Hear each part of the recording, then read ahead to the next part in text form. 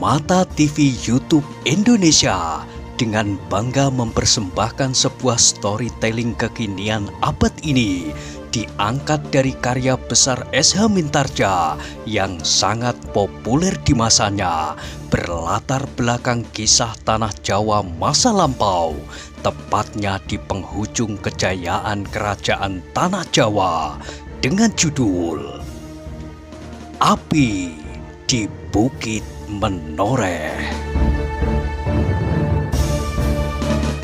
Pada kesempatan yang sangat baik ini, kita masuk pada episode yang ke-170.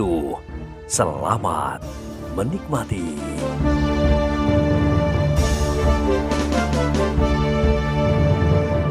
Pada episode sebelumnya telah diceritakan, ternyata pintu rahasia itu adalah sebatang pohon.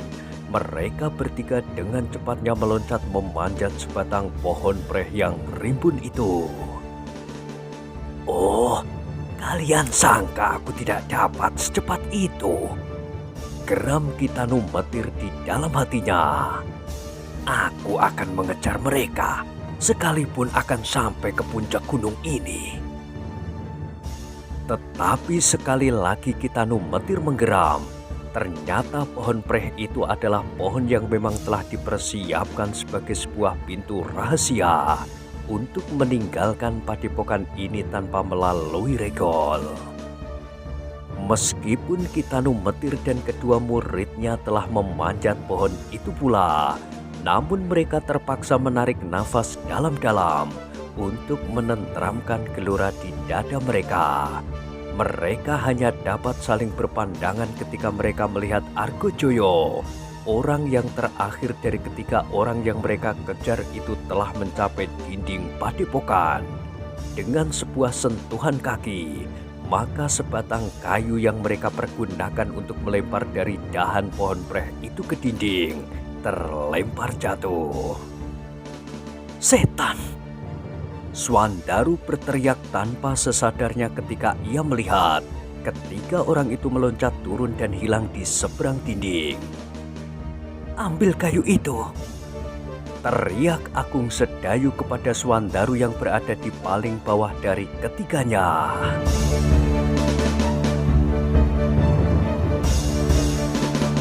Tak ada gunanya, sahut Kitanu metir dengan nada yang dalam.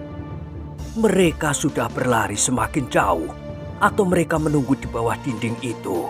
Setiap kepala yang tersembul pasti akan segera dipecahkan oleh gelang-gelang besi Kitambak Wedi. Ia sudah mendapat waktu untuk mempersiapkan dirinya. Tetapi apabila kita berada dekat di belakangnya, maka ia tidak mendapat kesempatan itu. Kita meloncat dari dahan pohon ini langsung ke dinding itu, berkata Swandaru. Tak ada kemungkinan. Aku sangka mereka akan berbuat demikian juga. Dari bawah, kayu yang menyilang dari dahan pohon ini ke dinding batu itu tidak begitu tampak, tertutup oleh daun-daunnya. Sedang dahan-dahannya yang langsung tumelung ke atas dinding itu terlampau kecil. Sahut gurunya. Jadi bagaimana sekarang? Bertanya Agung Sedayu. Gagal, jawab gurunya. Tidak ada jalan yang lain. Kiai Gringsing menggelengkan kepalanya. Satu-satunya kemungkinan kita mencari kuda. Kita mencoba menjelajahi daerah di sekitar padepokan ini. Tetapi kemungkinan untuk menemukannya terlampau kecil.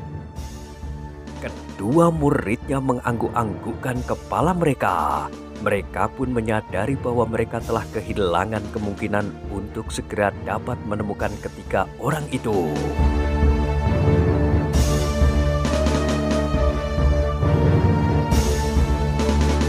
Terdengar Swandaru menggertakkan giginya. Ia menjadi sangat kecewa. Ia ingin menangkap orang-orang yang melarikan adiknya dan membawanya ke sangkal putung mati atau hidup. Tetapi mereka telah lepas dari tangan. Mereka telah memelihara dan mengatur pohon preh ini baik-baik. berkata Kiai Gringsing kemudian. Mereka menebas setiap dahan yang cukup besar yang dapat mencapai dinding batu itu. Tetapi mereka sengaja membiarkan dahan-dahan yang kecil dan berdaun agak rimbun untuk menutupi kayu yang mereka silangkan itu. Sejenak kemudian mereka bertiga saling berdiam diri, tetapi mereka tidak segera turun dari atas pohon preh itu.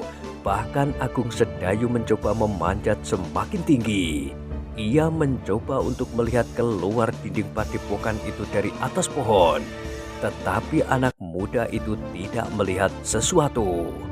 Yang terbentang di luar padepokan itu adalah sebuah lapangan rumput yang sangat sempit. Kemudian di sebelah lapangan rumput itu adalah sebuah pategalan yang rimbun. Pategalan salak yang digarap oleh orang-orang yang tinggal di dalam padepokan Ki Tambakwedi. Dengan demikian, seandainya Ki Tambakwedi, Sidanti dan Argojoyo menyusup ke dalam kebun salak itu, maka amat sukarlah untuk mencarinya. "Dapatkah Kakang melihat?" bertanya Swandaru. Agung Sedayu menggelengkan kepalanya. "Kebun salak?" jawabnya. "Marilah kita turun," berkata Kiai Gringsing kemudian. "Kita melihat Sekar Mirah, apakah ia tidak terganggu selama ini?" "Oh," Swandaru berdesis. "Marilah, hampir aku lupa." Tiba-tiba Agung Sedayu pun menjadi tergesa-gesa turun dari pohon itu. Bahkan seolah-olah anak muda itu menyelusur saja ke bawah. Ketiganya pun kemudian melangkah kembali ke gubuk Sekar Mirah. Swandaru dan Agung Sedayu merasa langkah mereka itu terlampau lambat. Sekali-sekali mereka mendahului gurunya. Ki Tanu Metir yang dapat mengetahui perasaan anak-anak muda itu pun kemudian mempercepat langkahnya pula. Tetapi ia tidak menjadi terlampau cemas. Menurut perhitungannya, maka beberapa orang prajurit Untara pasti sudah sampai ke tempat itu pula. Namun tanpa mereka duga-duga, tiba-tiba terdengar Swandaru berdesah. "Aneh." "Apa yang aneh?" bertanya Agung Sedayu tidak mengerti. "Argojoyo," jawab Swandaru. "Kenapa?" "Di Prambanan, ia tidak gentar melihat ujung tombak Sutowijoyo. Bahkan tombak itu telah melekat di lambungnya. Tetapi kini ia terpaksa melarikan diri seperti seekor tikus melihat kucing." "Keadaannya sangat berbeda," potong gurunya. "Di Prambanan, Argojoyo mempertaruhkan segalanya untuk harga diri serta kehormatannya. Di sini, ia sama sekali hampir tidak berperan. Kebetulan ia adalah paman Sidanti. Ketika Sidanti dan gurunya berlari meninggalkan arena, maka ia pun akan lari juga. Bukan seharusnya ia bertahan mati-matian di padepokan yang asing baginya, apalagi mempertaruhkan nyawanya."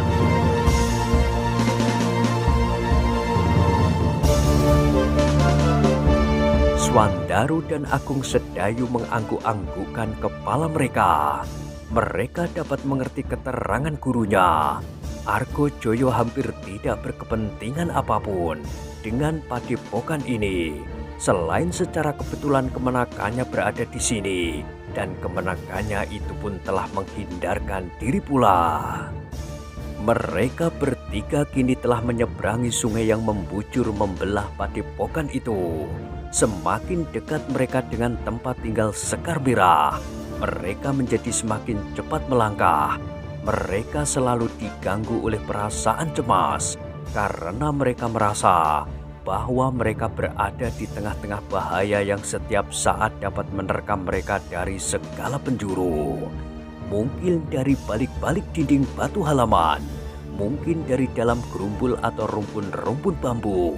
Apabila bahaya itu menimpa Sekar Mirah, maka gadis itu pasti tidak akan dapat berbuat apa-apa.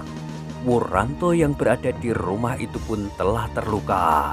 Tak akan banyak yang dapat dilakukannya seandainya ada seorang saja orang padepokan ini yang datang menyerang rumah itu. Mudah-mudahan prajurit Pajang yang merawat kawannya yang terluka masih berada di sana. Ketika mereka muncul di mulut sebuah lorong sempit, mereka tertegun sejenak. Mereka melihat beberapa ekor kuda di halaman rumah yang dipergunakan oleh Sekar Mirah. Sejenak mereka saling berpandangan. Namun kemudian Kitanu Metir berkata, "Mereka pasti prajurit-prajurit Pajang. Aku memang sudah menyangka bahwa mereka pasti akan segera datang.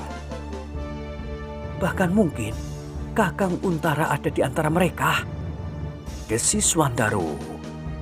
"Mungkin," sahut Kitanu Metir. Agung Sedayu tidak berkata sepatah kata pun, tetapi langkahnya menjadi semakin panjang dan cepat, seolah-olah jarak di hadapannya itu mau diloncatinya dengan sekali langkah. Sebenarnya lah bahwa di rumah itu telah berkumpul beberapa orang prajurit Pajang, tetapi ternyata Untara tidak ada di antara mereka. Ketika salah seorang dari mereka melihat Kitanu Metir dan kedua muridnya, maka segera dipanggilnya kawan-kawannya keluar. Demikian Kitanu Metir beserta Agung Sedayu dan Suandaru menginjakkan kakinya di halaman itu. Maka segera para prajurit Pajang mengerumuninya. "Bagaimana dengan Ki Tambakwedi?" bertanya salah seorang dari mereka. "Bukankah Kiai bertempur melawannya di sini?" "Lari," jawab Kitanu Metir pendek. "Orang itu benar-benar licin seperti hantu. Ia berhasil menghilang dari kepungan kami dan kini berhasil meloloskan diri dari tangan Kiai. Bagaimana dengan si Danti dan yang seorang lagi? Ketiganya dapat melepaskan diri." "Sayang," desis para prajurit Pajang itu. "Mereka akan menjadi bibit persoalan di waktu-waktu mendatang." "Iya, bibit itu akan cepat tumbuh dan berkembang. Mereka mempunyai tanah yang subur bagi pertumbuhan bibit itu." "Di mana, Kiai?" "Menoreh."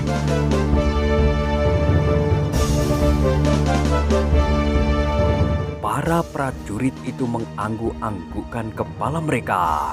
Namun segera mereka memalingkan kepala mereka ketika mereka mendengar Suandaru menyela. "Bagaimana dengan Sekar Mirah?" Suandaru tidak menunggu jawaban itu. Segera ia melangkah dan keluar dari kerumunan para prajurit itu. Dengan tergesa-gesa, ia melangkah menuju ke arah pintu yang masih saja miring. Agung Sedayu ketika melihat Suandaru pergi, segera menyusulnya di belakang.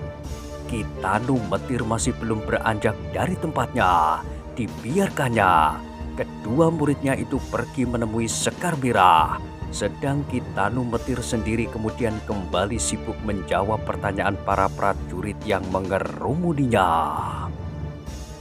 Ketika Suandaru masuk ke dalam rumah bersama Agung Sedayu, maka mereka melihat Sekar Mirah telah berada di sudut ruangan. Di atas bali-bali bambu kini terbaring sesosok tubuh. Ia adalah prajurit yang telah dikenai gelang-gelang besi oleh Ki Tambakwedi. Sedang di sudut yang lain, kedua orang Tambakwedi yang terikat masih juga terikat. Demikian Sekar Mirah melihat Suandaru masuk. Maka sekali lagi ia berlari mendapatkannya sambil menangis. Tetapi kini ia sudah tidak menjerit-jerit lagi.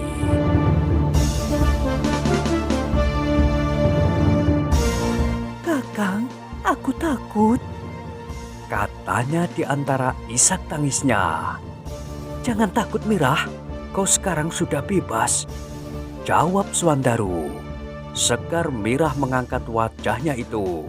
Pandangannya masih mengandung kecemasan. "Apakah aku sekarang sudah bebas?" "Sudah, Mirah." "Tetapi kita masih berada di sini. Kita masih berada di Tambak Wedi. Iya, tapi semuanya sudah selesai. Padepokan ini sudah dikuasai oleh Kakang Untara. Lalu bagaimana dengan Sidanti dan orang-orang lain yang menakutkan itu? Sidanti telah pergi. Ia telah melarikan diri dari padepokannya bersama guru dan pamannya. Lari? Iya. Sayang kami tidak dapat menangkapnya hidup atau mati. Ia berhasil meloncat dinding lewat sebatang pohon preh.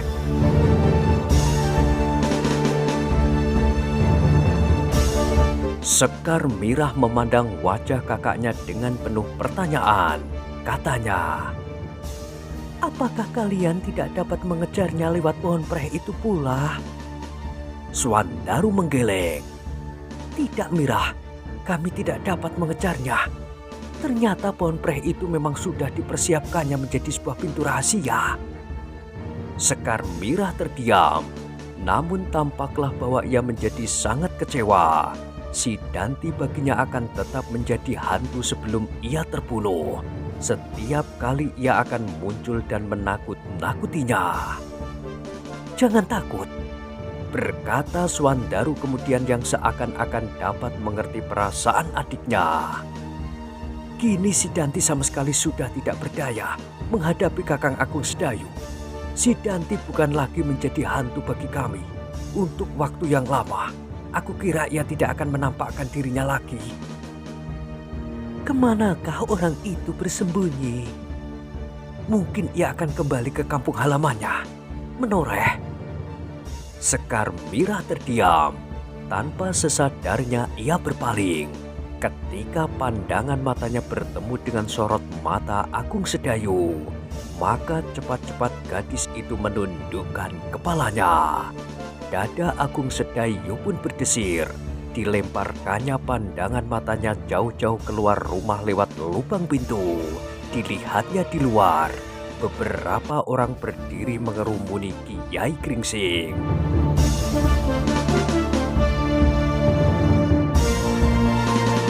Sejenak mereka dicekam oleh keheningan.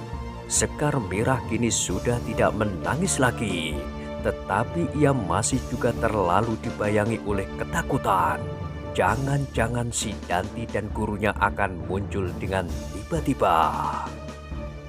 Namun kehadiran beberapa orang prajurit Pajang telah menambah ketentraman hatinya. Ia percaya bahwa Untara telah menduduki padepokan Tambak Wedi. Sejenak kemudian Kitanu Metir telah masuk ke dalam rumah itu pula, diiringi oleh beberapa orang prajurit. Ketika ia melangkahkan kakinya untuk masuk ke dalam, maka segera ia berdesis. Nini Sekar Mirah, sekarang kau tidak perlu takut lagi. Kau akan segera dapat kembali kepada ayah dan ibu di Sangkal Putung. Semuanya sudah selesai di sini. Hati Sekar Mirah yang sudah agak tentram itu pun telah dapat diaturnya, sehingga ia mampu menjawab. Terima kasih Kiai, aku sudah sangat rindu kepada ayah dan ibu. Setiap saat yang kau kehendaki, kau akan kami antar ke Sangkal Putung, sahut Kitanu Metir. Sekali lagi Sekar Mirah menjawab. Terima kasih Kiai. Kitanu Metir itu pun kemudian memandangi prajurit yang terbaring diam. Tampaklah wajahnya berkerut. Perlahan-lahan ia berjalan mendekatinya. Ketika ia meraba tangan prajurit itu, maka terdengar ia berdesah.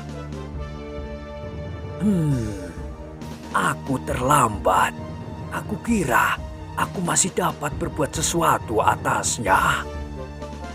Kawannya yang merawatnya pada saat ia terpelanting dari kudanya berdiri di belakang Kitanu Metir. Katanya, sejak ia pingsan, ia tidak sempat bangun kembali, Kiai. Kitanu Metir menarik nafas dalam-dalam. Desahnya, yang aku kejar pun tidak aku dapat. Sedang prajurit ini tidak tertolong lagi. Tak seorang pun yang menyahut. Ini adalah keharusan di luar kemungkinan tangan manusia. Gumam Kitanu Metir pula. Ketika orang tua itu meraba pundak prajurit yang telah gugur itu, maka terasa olehnya bahwa tulang prajurit itu pecah oleh gelang-gelang Kitambak Wedi. Apalagi kemudian ia terpelanting jatuh dari punggung kuda yang berlari kencang. Namun tiba-tiba Kitanu Metir itu mengangkat wajahnya, memandang berkeliling sambil berkata perlahan-lahan seperti kepada diri sendiri. Di manakah Angger Wuranto? Sejak aku datang, aku belum melihatnya. Bukankah ia tinggal di sini? Semua kepala yang ada di dalam rumah itu terangkat. Mereka saling memandang dan bertanya-tanya di dalam hati. Apalagi Agung Sedayu dan Suwandaru. Selama ini mereka telah melupakan anak muda itu. Dan tiba-tiba saja mereka tersentak dalam satu ingatan atasnya. Mereka mencoba mencari Wuranto di sekitarnya, di dalam rumah itu. Tetapi mereka tidak melihatnya. Bukankah ia berada di rumah ini ketika kita pergi? Desis Suwandaru. Agung Sedayu mengangguk. Tampaklah perasaan aneh membayang di wajahnya. Ia melihat sikap yang tidak dimengertinya pada anak muda itu. Pada saat-saat ia mencoba menyelamatkannya, Wuranto menjadi salah paham dan bahkan marah kepadanya. Sekarang anak muda itu pergi tanpa menunggunya. Dalam kebingungan itu ia mendengar Kitanu Metir bertanya kepada prajurit yang merawat kawannya yang terluka. Apakah kau melihat Angger Wuranto di sini? Prajurit itu mengerutkan keningnya. Jawabnya, aku terlampau sibuk sehingga aku tidak begitu memperhatikan keadaan di rumah ini. Aku kira aku hanya melihat gadis yang menangis itu dan dua orang yang terikat.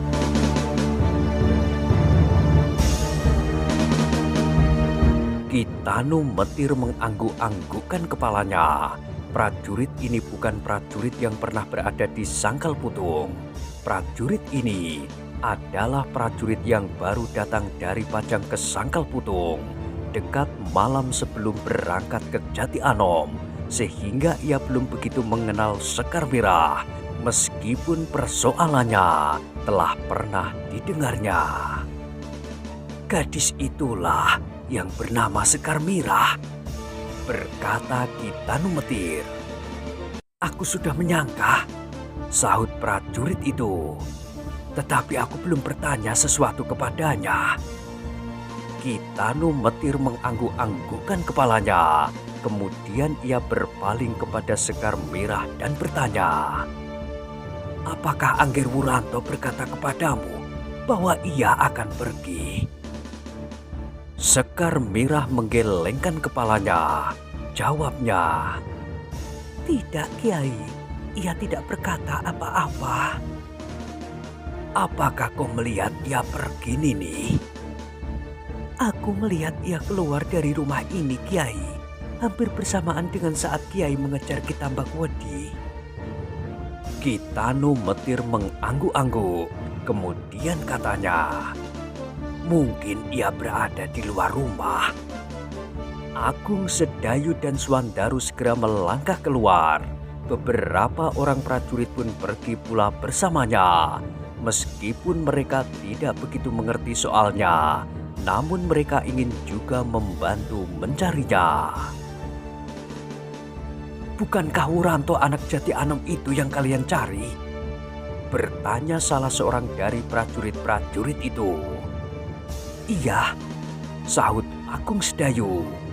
Sejenak kemudian di halaman rumah itu berkeliaran beberapa orang yang berusaha untuk menemukan Wuranto. Tetapi agaknya Wuranto sudah tidak berada di halaman itu. Ketika Agung Sedayu dan Suwandaru kemudian masuk ke dalam rumah itu lagi, maka mereka menggelengkan kepala mereka. Terdengar Agung Sedayu berdesis, tidak ada Kiai, Aneh, kemana Angger Wuranto itu pergi? Tak seorang pun yang menjawab. Agung Sedayu dan Swandaru hanya saling berpandangan saja. Ki Tanu Metir itu pun kemudian menarik nafas dalam-dalam sambil berkata, "Kita harus menemukannya. Apakah Angger Untara akan datang kemari juga?" Bertanya orang tua itu kemudian kepada para prajurit bajang. Salah seorang dari mereka menggelengkan kepalanya sambil menjawab, "Aku tidak tahu, tetapi aku kira Ki Untara terlampau sibuk. Ia berada di halaman Banjar. Apakah tidak ada waktu baginya untuk melihat keadaan ini?" Bertanya Agung Sedayu. Di sini baru saja terjadi pertempuran antara Ki Tanu Metir dan Ki Tambakwedi. Sekali lagi prajurit itu menggelengkan kepalanya. Dan di sini pula Sekar Mirah diketemukan. Sambung Swandaru. Prajurit itu masih juga menggelengkan kepalanya. "Aku tidak tahu," katanya.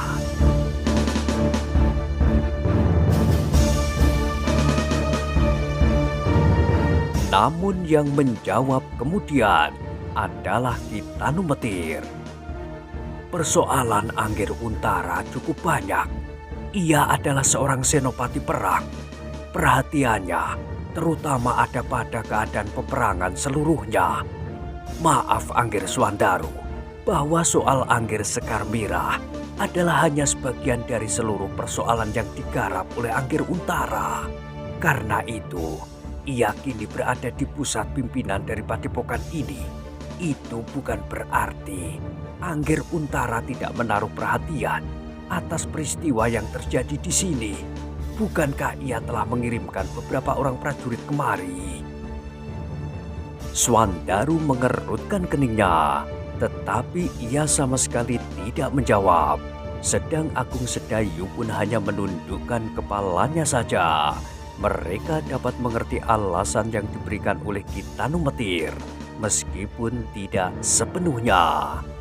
Namun tanggapan Sekar Mirah agak berbeda. Keterangan itu terasa agak menusuk perasaannya. Ia merasa bahwa persoalannya dianggap kecil saja oleh Untara dan Ki Tanu Metir. Pengaruh keadaannya selama di Kademangan sebagai gadis yang paling dihargai di seluruh Sangkal Putung. Sekar Mirah merasa dirinya cukup penting untuk menjadi pusat persoalan. Ia merasa bahwa persoalan yang terjadi adalah persoalan tentang dirinya. Tentang hilangnya Sekar Mirah dari Sangkal Putung, bukan persoalan antara Pajang dengan Jipang dan Padepokan Tambakwedi. Itulah sebabnya, maka perasaan gadis itu tersinggung. Namun demikian Sekar Mirah tidak mengucapkan sepatah kata pun.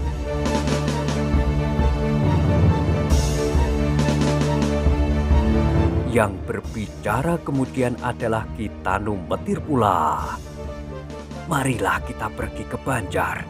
Kita menemui Angger Untara sambil mencari Angger Wuranto. Mungkin ia berada di sana pula. Kita harus menemukannya, apalagi anak muda itu sedang terluka." Tetapi Agung Sedayu dan Swandaru tidak menyahut. Mereka masih berdiri saja di tempatnya ketika Ki Tanu Metir melangkahkan kakinya. Dengan demikian maka Ki Tanu Metir itu pun tertegun sejenak sambil bertanya, "Kenapa kalian masih diam saja?"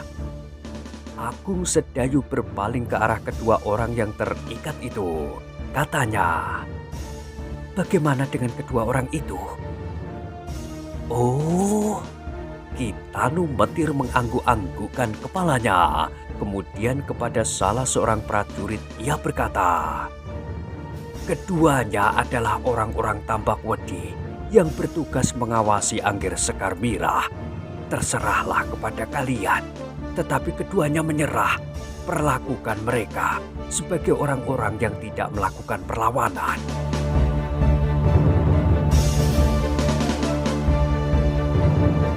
Prajurit itu mengangguk-angguk. jawabnya.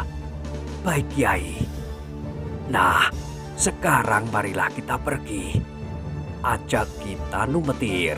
Agung Sedayu pun kemudian melangkahkan kakinya pula. Tetapi sekali lagi mereka tertegun ketika mereka mendengar Swandaru berkata kepada adiknya, "Marilah Sekar Mirah, kita pergi ke Banjar untuk menemui Kakang Untara."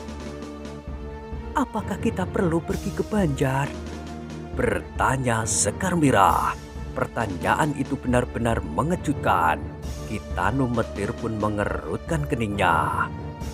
"Tentu," jawab Swandaru.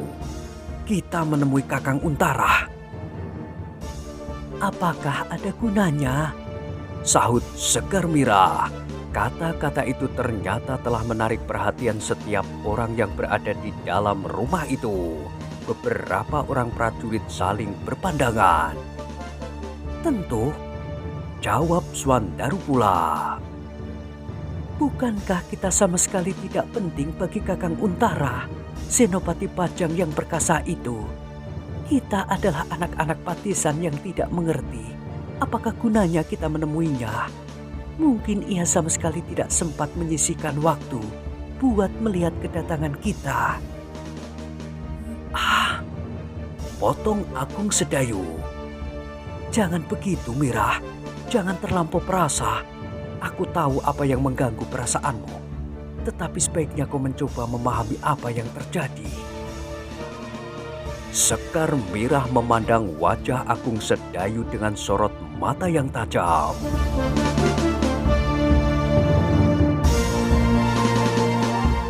Nah, bagaimanakah kisah selanjutnya? Silahkan ikuti terus kisah Api di Bukit Menoreh pada episode berikutnya. Sampai jumpa.